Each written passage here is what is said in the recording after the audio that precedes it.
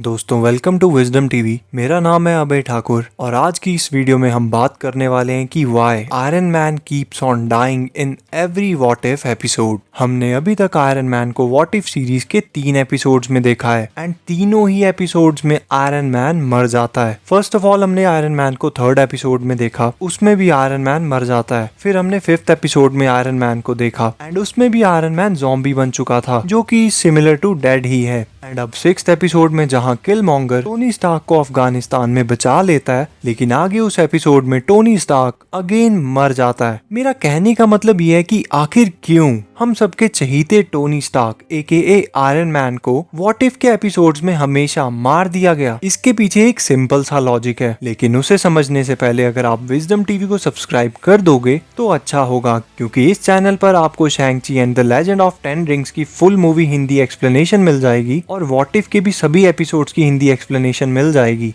फिलहाल तो सिर्फ व्हाट इफ के 6 एपिसोड्स ही आए हैं और बेल आइकन भी दबा देना। अब बात कर लेते हैं आखिर क्यों Iron Man keeps on dying in every what if episode. देखो, इतना तो हमें मार्वल की इस व्हाट इफ सीरीज से समझ आ चुका है कि टाइम में एब्सोल्यूट पॉइंट को नहीं बदला जा सकता। अगर आपको समझ नहीं आया कि ये एब्सोल्यूट पॉइंट आखिर क्या है, तो उसके लिए आपको व्हाट इफ सीरीज के 4th एपिसोड को देखना पड़ेगा एंड उसकी भी हिंदी एक्सप्लेनेशन वीडियो का लिंक डिस्क्रिप्शन में दे दिया है मैंने, आप देख सकते हो। फिलहाल हल्का हल्का बता देता हूँ कि एब्सोल्यूट पॉइंट आखिर होता क्या है। एब्सोल्यूट पॉइंट से मेरा मतलब है कि टाइम में हुई कुछ ऐसी इवेंट्स जिनकी वजह से बहुत बड़ा चेंज आने वाला होता है फ्यूचर में। ऐसी इवेंट्स होकर ही रहती हैं, इन्हें बदला नहीं जा सकता। कुछ ऐसा ही मतलब है एब्सोल्यूट पॉइंट इन टाइम का।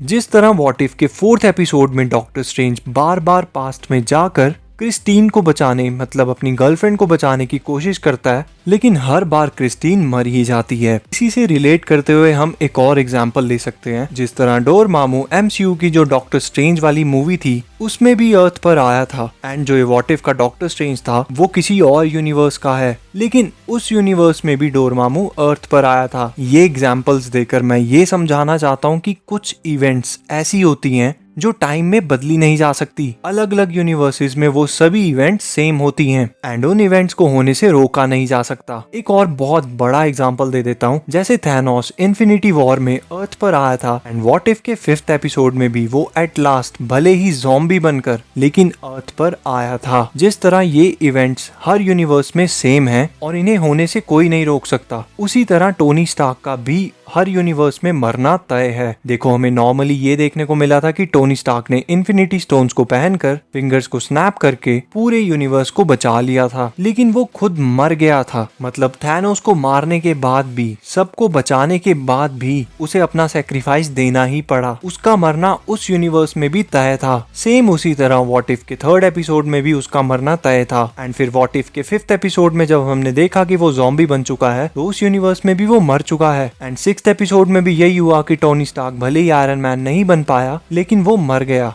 हर एक यूनिवर्स में टोनी स्टार्क का मरना पक्का है। पहले मैं भी काफी ज्यादा गुस्सा हो गया था ये देखकर कि यार आखिर टोनी स्टार्क को व्हाट इफ के हर एपिसोड में क्यों मरते हुए दिखा दे रहे हैं, बट 3 एपिसोड्स के बाद हम इंटरप्रेट कर सकते हैं कि शायद टोनी स्टार्क का मरना टाइम में एक एब्सोल्यूट पॉइंट हो सकता है। लेकिन यहाँ एक सवाल और आता है कि किसी भी और यूनिवर्स में आयरन मैन आखिर बेकार की मौत क्यों मर रहा है। मतलब एपिसोड 3 में हैंक ने एंटमैन बनकर उसे मार दिया और उसे पता भी नहीं चला वो कब मर गया। 5th एपिसोड में वो ज़ॉम्बी बन गया एंड 6th एपिसोड में किलमॉन्गर ने बहुत इजीली टोनी स्टार्क को मार दिया। इस बात के पीछे भी एक रीजन है जो आप लोगों को भी पता ही होगा। डॉक्टर स्ट्रेंज ने अप्रोक्सीमेटली 14 मिलियन पॉसिबिलिटीज देखी थी इन्फिनिटी वॉर में एंड उनमें से सिर्फ एक पॉसिबिलिटी थी जिसमें आयरन मैन ने थैनोस को मारा था और वो वाली पॉसिबिलिटी हम एंड गेम में देख चुके हैं। अब बात रही बाकी सभी यूनिवर्स के आयरन मैन की, तो उनका मरना हीरोइक होगा ऐसा जरूरी तो नहीं है ना। इसलिए कुछ यूनिवर्स के टोनी स्टार्क ऐसे ही बेकार की मौत मर रहे हैं एंड उनमें से किसी ने भी थैनोस को नहीं मारा, जिसका मतलब हमें एंड गेम में जो आयरन मैन देखने को मिला वो 14 मिलियन आयरन मैन में से बेस्ट आयरन मैन था and we should feel lucky about it. And now I hope आप लोग क्लियर हो गए होंगे कि आखिर क्यों आयरन मैन हर व्हाट इफ के एपिसोड में मर रहा है।